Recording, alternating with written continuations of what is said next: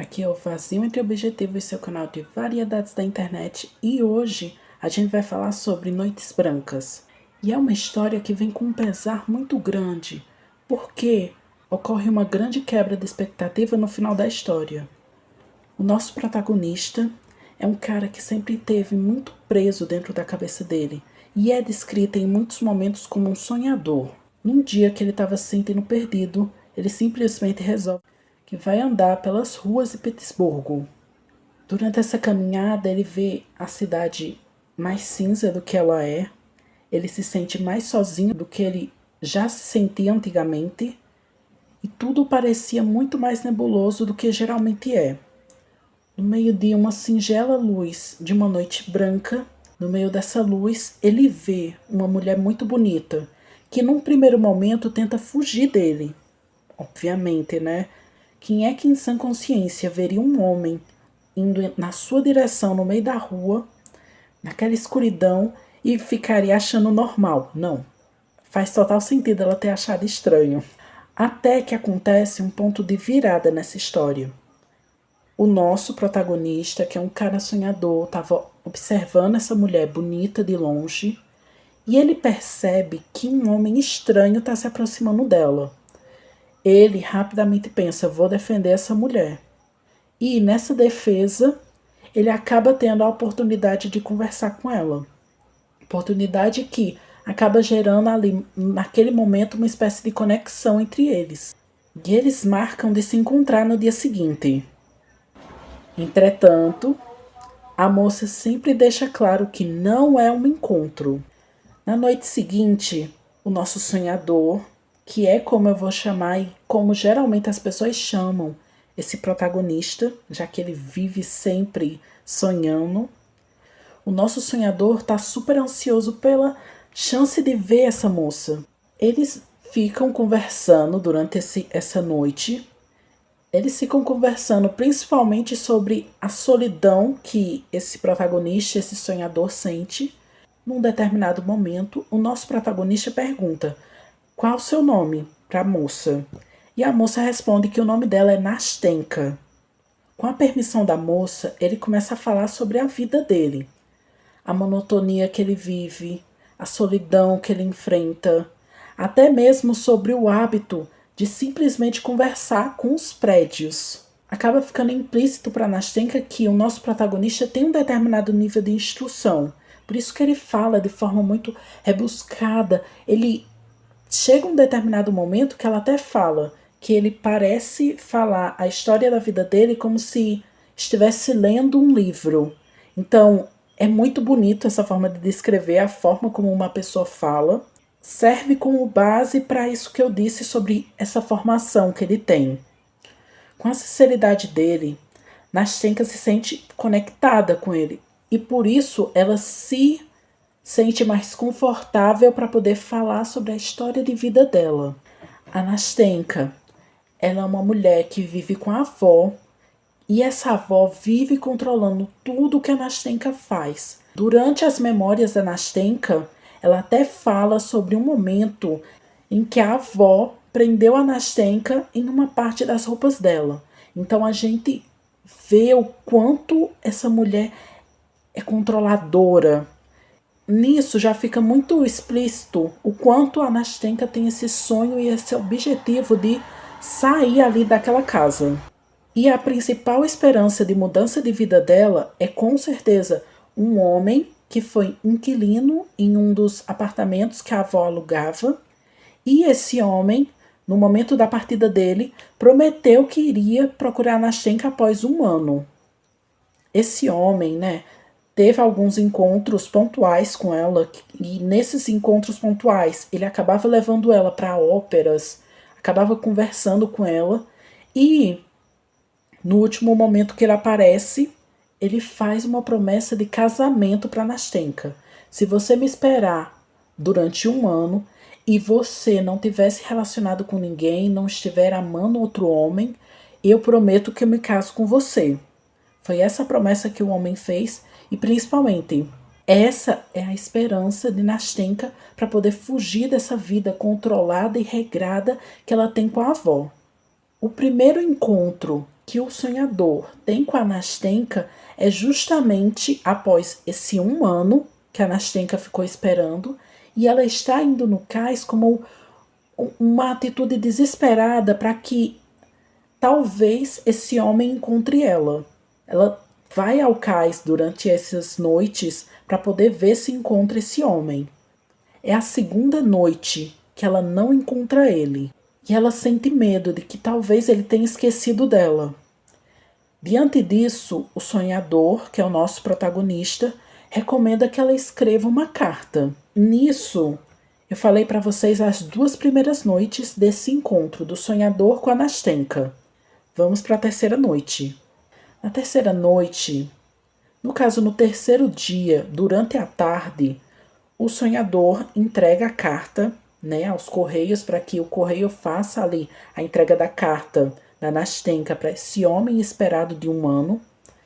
E durante a noite eles ficam esperando esse homem. Esse homem não chega. A Nastenka fica super desesperada, super preocupada, achando que realmente ele encontrou outra mulher e me deixou para trás. O sonhador acaba tendo frases bastante otimistas para poder fazer com que a Nastenka se sinta mais segura. Como, por exemplo, ele fala que talvez esse homem não tenha visto a carta, que talvez os correios não soubessem o endereço dele, que talvez ele não pudesse ir naquele dia. Então, ele vai construindo ali uma espécie de berço que a Nastenka pode relaxar um pouco antes desse desespero acontecer do homem amado dela, talvez terá abandonado ela. E nesse momento que o sonhador está dando apoio para Nastenka, acontece algo dúbio. Nesse momento de apoio do sonhador para Nastenka, acontece algo dúbio de parte da Nastenka. A Nastenka começa a comparar o sonhador com o homem amado dela, dizendo que talvez fosse melhor amar o sonhador, dizendo que talvez não valesse a pena amar um homem que não está dando atenção para ela. Como o rapaz não apareceu, eles voltam para casa e marcam de se encontrar no dia seguinte. No quarto dia, a Nastenka fica mais desesperada mesmo, ao ponto de começar a ver o sonhador como o único homem digno do amor dela. Ela volta com aquela questão de esse homem de 1 ano não é merecedor do amor dela e por isso ela não deve amá-lo, depositando o amor dela no nosso protagonista. Com essa desilusão amorosa, a Nastenka começa a pensar em como que vai ser esse futuro com o sonhador. E o sonhador claramente fica muito animado nesse momento, pensando em 1000 possibilidades do que pode acontecer nesse relacionamento deles.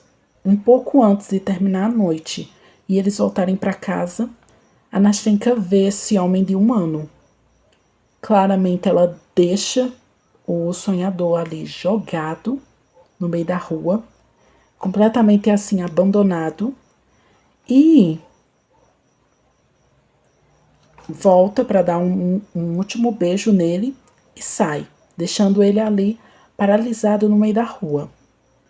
Enquanto ele vê a Nastenka e esse outro homem simplesmente sumindo no horizonte. Durante a manhã do 5º dia, a gente vê que a Nastenka fica com um peso no coração, envia uma carta para o nosso protagonista, o sonhador, e ela tenta chamar ele como um irmão. Ela diz bem assim: vem à minha casa, vem ao meu casamento, eu vou te transformar num irmão, você nunca vai se sentir sozinho, eu e o meu marido vamos te dar todo o apoio do mundo. E ele pensa assim: não, Nastenka, eu não vou fazer isso. E Nastenka, eu não estou sentindo raiva de você, porque talvez um momento feliz simplesmente dê significado para uma vida inteira. E é assim que termina o livro, com ele refletindo que talvez essas 4 noites ali com a Nastenka fosse tudo o que ele precisasse durante toda a vida dele. E essa questão de que será se um único momento feliz tem chance de dar significado para a vida inteira é um grande depende. Existem tipos de pessoas diferentes. A nossa sociedade atualmente prioriza muito mais um romance intenso, cenas de beijo, até mesmo dopamina rápida, né? Temos como grande exemplo as mídias sociais, as redes sociais como um instrumento de rápida dopamina. Então, numa sociedade dessas, como é que um único momento conseguiria dar significado para uma vida inteira? Isso não faz sentido para a gente. Não faz sentido conceber isso. Porém, julgando os personagens da história, essa pergunta, essa questão de que será se um momento feliz tem capacidade de fazer com que uma vida inteira seja boa, tenha sentido, para os personagens dessa história é uma verdade. Principalmente porque esse protagonista é mais lento, é mais reflexivo. Para ele, somente o pensamento é o necessário. Ele sempre foi um homem muito preso em si. E ter tido chance de viver essa ilusão de que talvez uma mulher conseguisse tirar ele dessa prisão mental que ele criou para si, isso era o que dava ali ânimo e divertimento para ele. Não necessariamente realmente aquilo acontecer. Tanto que é até por isso que eu não vejo ele como uma espécie de it boy, sabe? Que tá tentando fingir melancolia para poder atrair mulheres. Eu acho que ele é um homem que realmente sempre foi dessa forma. E o que mais me deixa claro isso é que ele não odiou a Nastenka no final. Então, ele não é um it boy e ele é um homem que ficou satisfeito com tudo o que viveu. Ou seja, no fim, um momento feliz foi capaz de dar significado para a vida inteira dele. Então, apesar da perspectiva popular de que essa é uma história de desilusão amorosa, que ele sofreu muito, houve ali desilusão, houve ali sofrimento, porém, no fim, eu acredito que essa é a história de um amor efêmero que acabou no momento certo. E isso faz com que esse amor seja mais bonito, seja mais encantador.